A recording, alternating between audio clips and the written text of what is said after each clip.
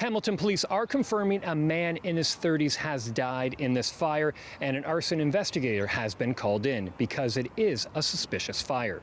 It was just before 3 this afternoon when a fire broke out in a unit on the 11th floor of an apartment building on Glen Road. It was a massive fire, according to the Hamilton Fire Department, but it was put out quickly. But the unit has a lot of damage.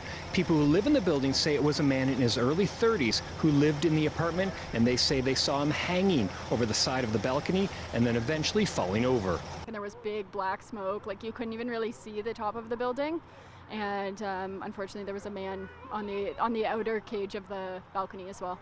I saw smoke come up in front of the balcony, stepped out, and then there was a lot more smoke, and I looked down over to see what it was, and my neighbor who lives underneath me was standing on the outside of the railing.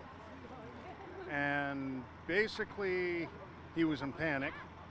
So like my sister too saw him jump over. Like me myself, I didn't see him, but like she saw him jump over, and a lot of people here in the area saw him. And yeah, so about 2:43 this afternoon, Hamilton Fire got a report of a structure fire at 44 Glen Road in the apartment buildings. When we arrived, we had heavy smoke and fire visible on the 11th floor. Crews made their way to the 11th floor, and that hallway was fully charged with smoke. Crews were able to get down the hallway and make forcible entry into the apartment. We had a fully involved apartment fire. Crews very quickly were able to get that fire under control and get it out.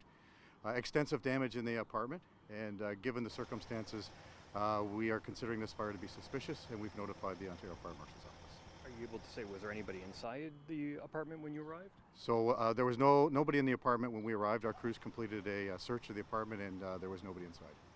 And the Fire Marshal's Office has also been called in to investigate. Sean Cowan, CHCH News, Hamilton.